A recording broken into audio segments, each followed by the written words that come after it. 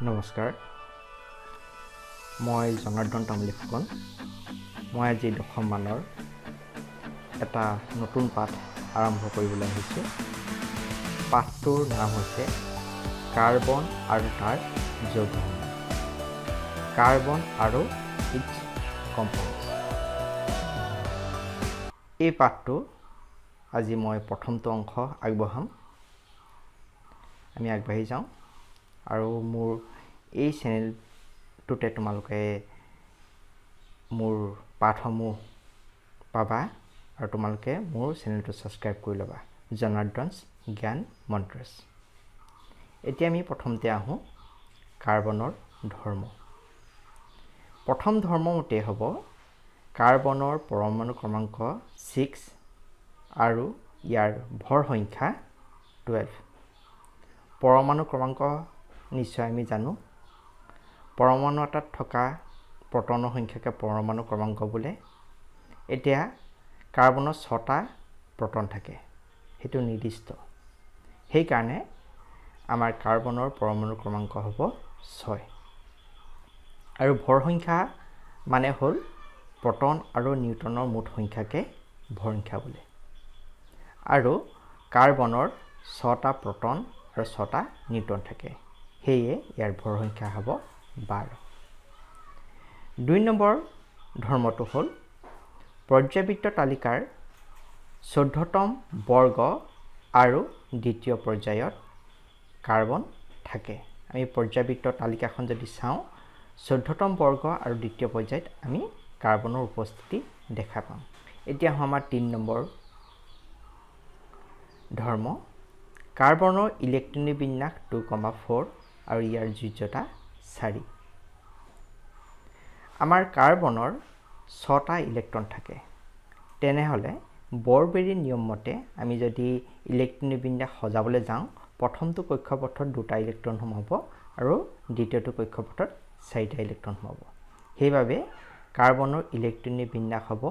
2,4 আৰু ইয়াৰ যোজ্যতা হ'ব 4 কাৰণ পৰমাণুটা সুস্থিৰ অৱস্থা লাভ কৰিবলৈ যিমানটা ইলেক্ট্ৰন ত্যাগ কৰে গ্ৰহণ কৰে বা ভাগ বতৰা কৰে সেই ইলেক্ট্ৰনৰ সংখ্যাটোকে তাৰ যোজ্যতা বুলি কয় তেতিয়াহ'লে কাৰ্বনৰ সুস্থিৰ অৱস্থা লাভ কৰিবলৈ আৰু 4টা ইলেক্ট্ৰন এই ভাগ বতৰা কৰিব সেইভাবে ইয়াৰ যোজ্যতা হ'ব 4 নম্বৰ ধৰ্মটো হ'ব কাৰ্বনে কেটিনেশ্যন ধৰ্ম দেখুৱায় অৰ্থাৎ কাৰ্বনে নিজৰ মাজতে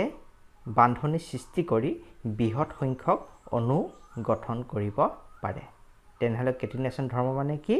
কাৰ্বনে নিজৰ মাজতে বান্ধনি সৃষ্টি কৰি বৃহৎ সংখ্যক অণু গঠন কৰিব পাৰে আৰু সেই ধৰ্মকে কোৱা হয় কেটিনেশ্যন ধৰ্ম নিশ্চয় বুজিছা 5 নম্বৰ ধৰ্মটো হ'ল কাৰ্বনে সহযোজী বান্ধনিৰ দ্বাৰা যৌগ গঠন কৰে সহযোজী বান্ধনি মানে কি যদি অণু গঠন কৰোঁতে পৰমাণুসমূহে ইলেক্ট্ৰনৰ ভাগ বতৰাৰ দ্বাৰা বান্ধনি সৃষ্টি কৰে তেনেহলে তেনে বান্ধনি কোৱা হয় সহযোজী বান্ধনি তেনেহলে আমাৰ কাৰ্বনে সহযোজী বান্ধনিৰ দ্বাৰা যৌগ গঠন কৰে অৰ্থাৎ ইলেক্ট্ৰনৰ ভাগ বতৰাৰ দ্বাৰাহে ইহঁতে বান্ধনি বা অণু সৃষ্টি কৰে 6 নম্বৰ ধৰ্মটো হ'ল কাৰ্বনে বহুৰূপতা ধৰ্ম দেখুৱায় অৰ্থাৎ কাৰ্বনে প্ৰকৃতিত ভিন ভিন ৰূপত থাকিব পাৰে কাৰ্বনৰ প্ৰধান ৰূপ বুলি আমি যদি চাওঁ তেতিয়াহ'লে আমি ক'ব পাৰোঁ হীৰা আৰু গ্ৰেফাইট আৰু আছে কিন্তু আমি এই দুটা মুখ্য ৰূপ যদি চাওঁ হীৰাটো তোমালোকে নিশ্চয় জানাই কেনেকুৱা আৰু গ্ৰেফাইটটো আমাৰ পেন্সিলৰ আগত যে কোলাকে থাকে হেতুৱে হ'ল গ্ৰেফাইট তেতিয়াহ'লে আমি হীৰা আৰু গ্ৰেফাইট দুইটাৰে পাৰ্থক্যটো মনতে ভাবি চোৱাচোন দুইটা কাৰ্বন কিন্তু ইহঁতৰ ভিন ভিন ৰূপত আছে আৰু কাৰ্বনৰ হেতু এটা বিশেষ ধৰ্ম আৰু সেই কাৰণে আমি ক'ব পাৰোঁ কাৰ্বনে বহুৰূপতা ধৰ্ম দেখুৱায় ঠিক আছে এতিয়া আমি এটা প্ৰশ্ন চাওঁ কাৰ্বন যৌগৰ সংখ্যা অসংখ্য কিয় কাৰ্বন যৌগৰ সংখ্যা অসংখ্য কিন্তু ইয়াৰ কাৰণটো কি তাৰ যদি আমি উত্তৰটো চাওঁ তেনেহ'লে হ'ব কাৰ্বনে চতু সহযোজ্যতা দেখুৱায় আৰু লগতে ই কেটিনেশ্যন ধৰ্ম দেখুৱায় আৰু সেইবাবে কাৰ্বন যৌগৰ সংখ্যা অসংখ্য আমি ইতিমধ্যে আলোচনা কৰিলোঁ চতু সহযোজ্যতা আৰু কেটিনেশ্যন ধৰ্ম নিশ্চয় বুজি পাইছে এতিয়া আহোঁ আমাৰ জৈৱ যৌগ বা অৰ্গেনিক কম্পাউণ্ডছ ৰাসায়ন বিজ্ঞানৰ এটা মুখ্য ভাগেই হৈছে আমাৰ অৰ্গেনিক কেমিষ্ট্ৰি আৰু তাত এই কাৰ্বনৰ যৌগসমূহৰ বিষয়ে অধ্যয়ন কৰা হয় তেতিয়াহ'লে জৈৱ যৌগ মানে কি আমি চাওঁ সাধাৰণতে জীৱদেহৰ পৰা উৎপাদিত কাৰ্বনৰ দ্বাৰা গঠিত যৌগবোৰক জৈৱ যৌগ বোলে তেতিয়াহ'লে আমাৰ জৈৱ যৌগ মানে হ'ল জীৱদেহৰ পৰা উৎপাদিত হ'ব লাগিব আৰু কাৰ্বনৰ দ্বাৰা গঠিত হ'ব লাগিব কিন্তু আমাৰ পিছত পৰীক্ষাৰ পৰা দেখা গ'ল কি জৈৱ দেহৰ পৰা উৎপাদিত নোহোৱা কিছুমানো জৈৱ যৌগ হ'ব পাৰে আমি সেইবোৰ পিছত আলোচনা কৰিম কিন্তু সকলো যে কাৰ্বন যৌগই যে জৈৱ যৌগ হ'ব তেনেকুৱা নহয় কাৰ্বনৰ সৈতে গঠিত অক্সাইড কাৰ্বনেট বা হাইড্ৰজেন কাৰ্বনেট আদি লৱণবোৰক জৈৱ যৌগত ধৰা নহয় যদি সিহঁতৰ মুখ্য উপাদানটোৱে হ'ল কাৰ্বন কিন্তু সিহঁতক জৈৱ যৌগত ধৰা নহয় সেইটো কথা কিন্তু মনত ৰাখিবা এতিয়া আহোঁ আমাৰ হাইড্ৰ'কাৰ্বন হাইড্ৰজেন আৰু কাৰ্বনেৰে গঠিত যৌগবোৰক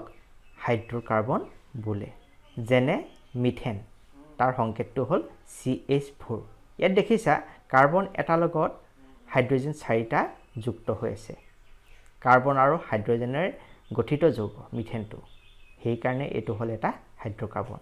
তেনেধৰণেৰে ইথেনৰ সংকেতটো হ'ল C2H6 কাৰ্বনৰ দুটাৰ লগত হাইড্ৰজেন 6টা আছে আৰু সেইটো এটা হ'ল হাইড্ৰ'কাৰ্বনৰ উদাহৰণ মানে হাইড্ৰজেন আৰু কাৰ্বনেৰে গঠিত যৌগবোৰকে ক'ব হাইড্ৰ'কাৰ্বন নিশ্চয় বুজি পাইছা আমি ইতিমধ্যে আলোচনা কৰিছোঁই সহযোজী বান্ধনী মানে কি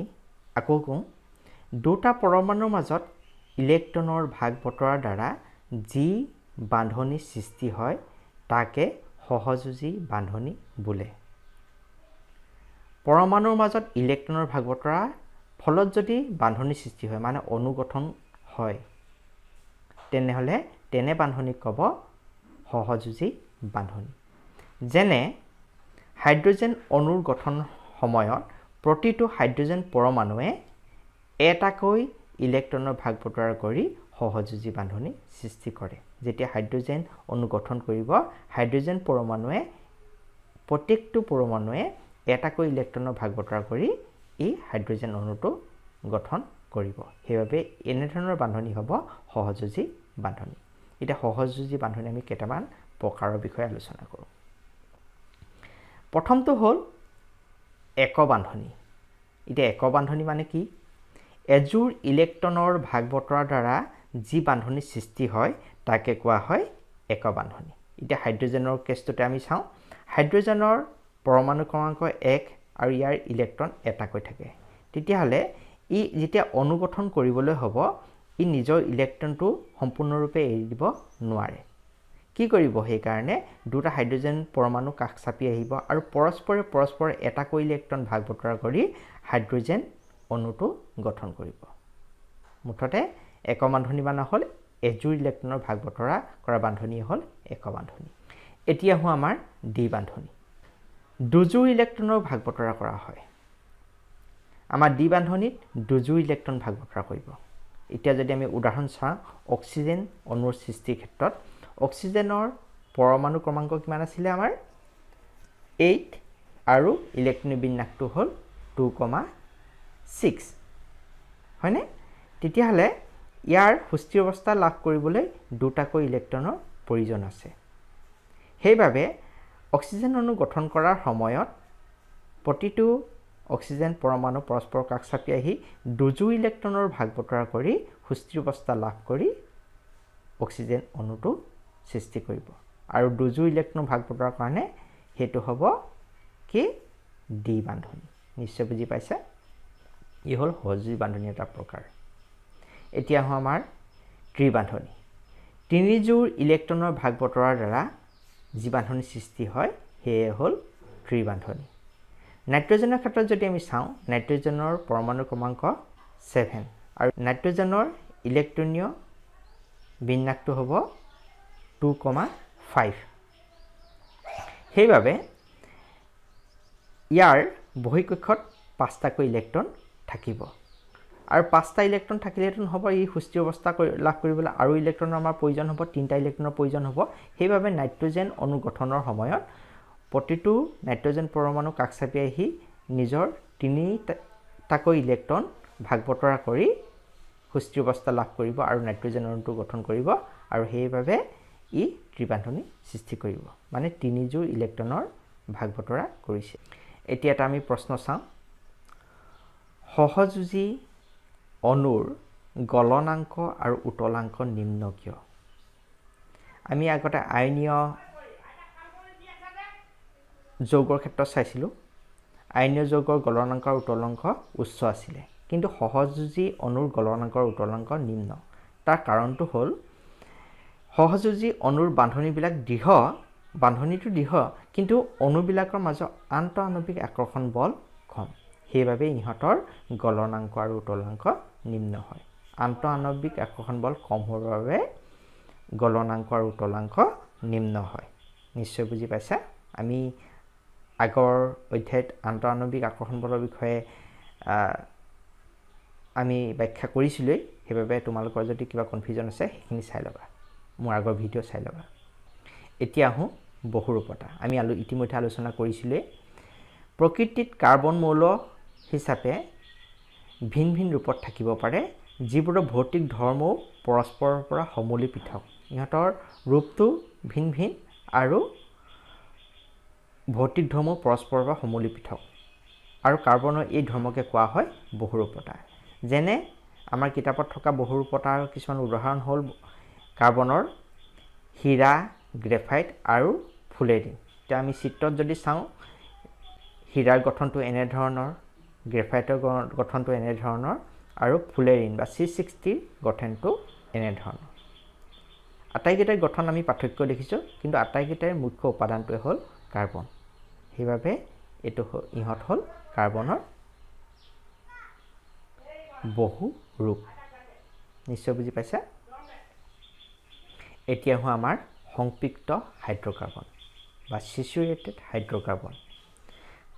কাৰ্বনৰ মাজত একক বান্ধনী থকা হাইড্ৰকাৰ্বনসমূহক সংপৃক্ত হাইড্ৰকাৰ্বন বোলে সংপৃক্ত হাইড্ৰকাৰ্বন বুলি ক'বলৈ হ'লে আমাৰ কাৰ্বনৰ মাজত একক বান্ধনীয়ে থাকিব লাগিব তেতিয়াহ'লে সংপৃক্ত হাইড্ৰকাৰ্বন সৃষ্টি হ'ব যেনে এলকেনসমূহ হ'ল সংপৃক্ত হাইড্ৰকাৰ্বন আৰু এলকেনৰ সাধাৰণ সংকেতটো হ'ল CnH2n+2 এইটো এটা আমাৰ উল্লেখযোগ্য প্ৰশ্ন হয় এলকেনৰ সাধাৰণ সংকেত কি CnH2n+2 মানে ইয়াৰ এনটোৱে পৰমাণু সংখ্যাটো বুজাইছে যদি কাৰ্বনৰ সংখ্যা যিমান থাকিব হাইড্ৰজেনৰ সংখ্যাটো তাৰ দুগুণতকৈ দুটা বেছি হ'ব সেইটোৱে হ'ল এলকেনৰ সাধাৰণ সংকেত উদাহৰণস্বৰূপে মিথেনৰ সংকেতটো হ'ব CH4 কাৰ্বন এটা আছে আৰু হাইড্ৰজেন 4টা আছে তেতিয়াহ'লে আমাৰ ফৰ্মুলা মতে কি হ'ব CnH2n+2 কাৰ্বন এটা হ'লে তাৰ দুগুণতকৈ দুই বেছি হ'লে হাইড্ৰজেন 4টা হ'ব তেনেধৰণেৰে ইথেনৰ সংকেতটো হ'ব C2H6 আমি ফৰ্মুলা মতে যদি চাই যাওঁ কাৰ্বন দুটা থাকিলে তাৰ দুগুণ হ'লে 4 হয় আৰু তাৰ লগত আৰু 2 যোগ কৰিলে হাইড্ৰজেনটো হ'ব 6 ইথেনৰ সংকেতটো হ'ব C2H6 আৰু আমি দেখিম ইহঁতৰ কাৰ্বনৰ মাজত একক বান্ধনী আছে সেইবাবে ই হ'ল এটা সংপৃক্ত হাইড্ৰকাৰ্বন নিশ্চয় বুজি পাইছা এতিয়া চাওঁ আমাৰ অসংপৃক্ত হাইড্ৰকাৰ্বন আনস্যাচুৰেটেড হাইড্ৰকাৰ্বন কাৰ্বনৰ মাজত দ্বি বান্ধনী বা ত্ৰিবান্ধনী থকা হাইড্ৰকাৰ্বনসমূহক অসংপৃক্ত হাইড্ৰকাৰ্বন বোলে কাৰ্বনৰ মাজত দ্বি বান্ধনী বা ত্ৰিবান্ধনী থাকিব লাগিব এলকিন আৰু এলকাইনসমূহ হ'ল অসংপৃক্ত হাইড্ৰকাৰ্বনৰ উদাহৰণ এতিয়া আমি এলকিনৰ সাধাৰণ সংকেতটো চাওঁ CnH2n মানে কাৰ্বনতকৈ হাইড্ৰজেনৰ সংখ্যাটো দুগুণ বেছি থাকিব তাহলে ইথেনৰ সংকেতটো হ'ব C2H4 কাৰ্বন দুটা থাকিলে হাইড্ৰজেন 4টা আৰু প্ৰপিনৰ সংকেতটো হ'ব C3H4 কাৰ্বন 3টা থাকিলে তাৰ দুগুণ কৰিলে 3 দুগুণ 6 মানে হাইড্ৰোজেন হ'ব 6টা আৰু ইথিনৰ যদি আমি গঠন সংকেতটো চাওঁ C ডাবল বন্ড C তাত আমাৰ প্ৰতিটো কাৰ্বনটা হাইড্ৰোজেন দুটাকৈ আছে এটোই হ'ব ইয়াৰ গঠন সংকেত ইয়াত দেখিলো কি কাৰ্বনৰ মাজত দ্বি বান্ধনী আছে এটো হ'ল এটা অসংপৃক্ত হাইড্ৰকাৰ্বনৰ উদাহৰণ তেন ধৰণেৰে এলকাইনৰ সাধাৰণ সংকেতটো হ'ব CnH2n - 2 মানে কাৰ্বনৰ যিমান সংখ্যা হ'ব হাইড্ৰোজেন সংখ্যাটো তাৰ দুগুণতকৈ 2 কম হ'ব আৰু হেতু ফৰ্মুলাত আমি বহালে আমি ইথাইনৰ সংকেতটো পাম C2H2 আৰু প্ৰপাইনৰ সংকেতটো পাম C3H4 নিশ্চয় বুজি পাইছা আৰু আমি যদি ইথাইনৰ গঠন সংকেতটো চাওঁ তেলে কাৰ্বন কাৰ্বনৰ মাজত ত্ৰিবান্ধনী আছে আৰু প্ৰতিটো কাৰ্বনতে এটাকৈ হাইড্ৰোজেন লাগি আছে এটি হ'ল ইথাইনৰ সংকেত আৰু ইয়াত ত্ৰিবান্ধনী থকাৰ বাবে ই হ'ল এটা অসংপৃক্ত হাইড্ৰকাৰ্বনৰ উদাহৰণ এতিয়া আমাৰ কাৰ্বনৰ মাজৰ শৃংখল কাৰ্বন কাৰ্বনসমূহে শৃংখল গঠন কৰোঁতে মানে ইটো হিতৰ লগত লগ লাগুতে ভিন ভিন প্ৰকাৰে লগ লাগিব পাৰে এক নম্বৰ প্ৰকাৰ হ'ল পুন শৃংখলযুক্ত হাইড্ৰকাৰ্বন কাৰ্বনসমূহ পৰস্পৰ সৈতে ক্ৰম অনুসৰি যুক্ত হৈ থাকিলে মানে ইটোৰ লগত হিটো যদি ক্ৰম অনুসাৰে যুক্ত হৈ থাকে তেনেহলে সেই শৃংখলক হ'ব পুন শৃংখল যেনে বিউটেন C4H10 কাৰ্বন 4টা হাইড্ৰোজেন 10টা এতিয়া আমি ইয়াত চিত্ৰত চাওঁ কাৰ্বন 4টা পৰস্পৰৰ লগত ক্ৰম অনুসাৰে যুক্ত হৈছে আৰু প্ৰতিটো কাৰ্বনতে হাইড্ৰোজেন ইহঁতৰ যোজ্যতা অনুসৰি যুক্ত হৈ আছে মানে প্ৰথমটো কাৰ্বনত 3টা দ্বিতীয়টো 2টা তৃতীয়টোত কাৰ্বনত হাইড্ৰোজেন 2টা আৰু চতুৰ্থটো কাৰ্বনৰ হাইড্ৰোজেন 3টা এনে ধৰণে যোজ্যতা অনুসৰি হাইড্ৰোজেনবোৰ যুক্ত হৈ আছে আৰু কাৰ্বনসমূহ পৰস্পৰৰ মাজত ক্ৰম অনুসাৰে যুক্ত হৈছে সেইভাবে এটো হ'ল আমাৰ পুন শৃংখলৰ উদাহৰণ এতিয়া দ্বিতীয় প্ৰকাৰটো হ'ল শাখা শৃংখলযুক্ত হাইড্ৰকাৰ্বন কাৰ্বন শৃংখলসমূহত শাখাযুক্ত হৈ থাকে মানে কাৰ্বনত ব্ৰাঞ্চ কিছুমান সৃষ্টি হয় শাখা কিছুমান সৃষ্টি হয় যেনে আইসোবিউটেন ইয়াৰ সংকেতটো C4H10 হয় কিন্তু ইয়াত কি হৈছে দেখা যাব আমাৰ 3টা কাৰ্বন ক্ৰম অনুসাৰে লাগিলে আৰু মাজৰ কাৰ্বনটোৰ পৰা আৰু এটা কাৰ্বন ওলাই গৈ আমাৰ তাত হাইড্ৰোজেনবোৰ লাগি গৈছে আৰু ইহঁতৰ যোজ্যতা অনুসৰি প্ৰতিটো কাৰ্বনটা হাইড্ৰোজেনবোৰ লাগিছে আৰু ই এটা শাখা গঠন কৰাৰ নিচিনা হৈছে সেইভাবে হ'ল এটো হ'ল শাখা শৃংখলযুক্ত হাইড্ৰকাৰ্বন আণবিক সংকেত একে কিন্তু গঠনটো বেলেগ তেন ধৰণেৰে ইহঁতে বলয়াকাৰ মানে চক্ৰাকাৰো গঠন কৰিব পাৰে বলয়াকাৰ তাক ক'ব বলয়াকাৰ শৃংখলযুক্ত হাইড্ৰকাৰ্বন কাৰ্বন পৰমাণুসমূহ বলয়াকাৰে যুক্ত হৈ থাকে মানে চক্ৰাকাৰে যুক্ত হৈ থাকে যেনে সাইক্লোহেক্সেন ইয়াৰ সংকেতটো হ'ব C6H12 ইয়াত কাৰ্বন 6টা চক্ৰাকাৰে পৰস্পৰৰ লগত সংযুক্ত হৈ আছে আৰু প্ৰতিটো কাৰ্বন লগতে যোজ্যতা অনুসৰি আৰু দুটাকৈ হাইড্ৰোজেন লাগি গৈছে এটো হ'ল সাইক্লোহেক্সেনৰ গঠন সংকেত চক্ৰাকাৰে পৰস্পৰৰ সৈতে লগ লাগিছে কাৰ্বনসমূহ এটো হ'ল আমাৰ সংপৃক্ত হাইড্ৰকাৰ্বন আন এবিধ আমি চক্ৰাকাৰ কিন্তু অসংপৃক্ত হাইড্ৰকাৰ্বন পাব পাৰো হেতু হ'ল বেনজিন আমাৰ কিতাপত তাৰ কিতাপৰ গঠন সংকেত লিখিব আহে বেনজিনৰ আণবিক সংকেতটো হ'ল C6H6 কাৰ্বন 6টা হাইড্ৰোজেন 6টা ইয়াৰ গঠন সংকেতটো কেনে ধৰণৰ হ'ব যদি আমি চাওঁ দেখিম কাৰ্বন 6টা চক্ৰাকাৰে লগ লাগি আছে আৰু ইহঁত দ্বি বান্ধনী আৰু এক বান্ধনী এটা পিছত আনটোকে লগ লাগি আছে মানে প্ৰথমটো যদি দ্বি বান্ধনী হয় তাৰ পিছতো এক বান্ধনী তাৰ পিছত আকৌ দ্বি বান্ধনী আকৌ এক বান্ধনী তাৰ পিছত আকৌ দ্বি বান্ধনী আকৌ এক বান্ধনী তেনে ধৰণেৰে কাৰ্বনসমূহ যুক্ত হৈ আছে আৰু প্ৰতিটো কাৰ্বন লগত এটাকৈ হাইড্ৰোজেন যুক্ত হৈ আছে এটো হ'ল চক্ৰাকাৰ কিন্তু অসংপৃক্ত হাইড্ৰকাৰ্বনৰ উদাহৰণ নিশ্চয় বুজি পাইছা এতিয়া আমাৰ গঠন সমযোজী যৌগনু কি আমি চাওঁ ষ্ট্ৰাকচাৰেল আইসোমাৰ আমি ওপৰৰ ক্লাছত সমযোজী যৌগৰ বিষয়ে আৰু পাম কিন্তু আমাৰ কিতাপত অকল এতিয়া গঠন সমযোজী যৌগৰ বিষয়ে আছে সেইবাবে এইটো বিষয়ে আমি আলোচনা কৰিম যিবোৰ যৌগৰ আণবিক সংকেত একে কিন্তু গঠন সংকেত বেলেগ বেলেগ সেইবিলাকক সমযোজী যৌগ বোলে গঠন সমযোজী যৌগ বোলে অকল সমযোজী বুলি ক'লে ভুল হ'ব গঠন সমযোজী যৌগ বুলি ক'লে বোলে ইয়াত কি হ'ব লাগিব আণবিক সংকেত একে হ'ব লাগিব কিন্তু গঠন সংকেত বেলেগ হ'ব লাগিব আমি ওপৰৰ এটা উদাহৰণত চাইছিলো বিউটেন আৰু আইসোবিউটেন দুইটাৰে গঠনটো বেলেগ বেলেগ কিন্তু আণবিক সংকেতটো একে এতিয়া আমি তাৰ উদাহৰণটো চাওঁ বিউটেন তাৰ সংকেতটো হ'ল C4H10 আৰু আইসোবিউটেন বুলি ক'লেও C4H10 দুইটাৰে আণবিক সংকেতটো একে কিন্তু গঠন সংকেত বেলেগ বেলেগ সেইবাবে ইহঁত হ'ল গঠন সমযোজী এতিয়া হো আমাৰ বিষম পৰমাণু কেতিয়াবা কি হয় হাইড্ৰকাৰ্বনৰ কাৰ্বনত লাগি থকা হাইড্ৰজেন অতৰাই পেলাই আন মৌল বা যৌগ সোমাব পাৰে আৰু হেতুকে ক'ব বিষম পৰমাণু বা হেটেৰো এটম হাইড্ৰকাৰ্বনে এক বা তাতোধিক হাইড্ৰজেনক প্ৰতিস্থাপিত কৰি তাৰ স্থান দখল কৰা মৌলটোকে ক'ব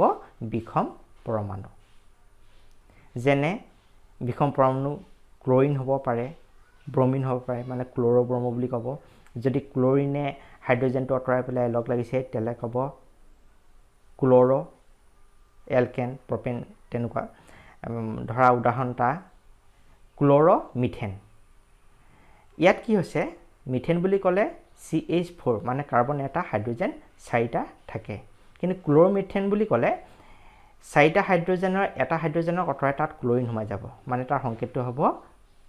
CH3Cl মানে এটা হাইড্ৰজেনক প্ৰতিস্থাপিত কৰি তাত ক্লোৰিন সোমাই গৈছে এটা ক্লোৰিনটো হ'ব তাৰ বিষম পৰমাণু এতিয়া হয় আমাৰ কাৰ্যকৰী মূলক বা ফাংচনেল গ্ৰুপ হাইড্ৰকাৰ্বনে এক বা তাতোধিক হাইড্ৰজেনক প্ৰতিস্থাপিত কৰি তাৰ স্থান দখল কৰা মৌল বা মৌলৰ থূপটো মৌল হ'ব লাগিব বা মৌলৰ যোনটো থূপ হয় তাক ই কি কৰিব হাইড্ৰকাৰ্বনটোৰ ধৰ্ম নিৰ্ধাৰণ কৰিব আৰু ইয়াক এইবোৰকে ক'ব কাৰ্যকৰী মূলক মানে হাইড্ৰজেনক প্ৰতিস্থাপিত কৰি যিটো মৌল বা মৌলৰ থূপ সোমাব ই হাইড্ৰকাৰ্বনটোৰ ধৰ্ম নিৰ্ধাৰণ কৰিব হাইড্ৰকাৰ্বনটো আগৰ যোনটো প্ৰথম ধৰ্ম আছিল প্ৰতিস্থাপিত কৰাৰ পিছত তাৰ ধৰ্মটো বেলেগ হৈ যাব পাৰে আৰু সেই ধৰ্ম নিৰ্ধাৰণ কৰা মৌল বা মৌলৰ থূপটোকে ক'ব কাৰ্যকৰী মূলক তেনে ধৰণৰ কিছুমান কাৰ্যকৰী মূলক হ'ল alcohol OH aldehyde CHO ketone C double bond O carboxylic acid COOH COOH এটা যদি উদাহৰণ চাওঁ ইথানল ইথেন বুলি ক'লে আমাৰ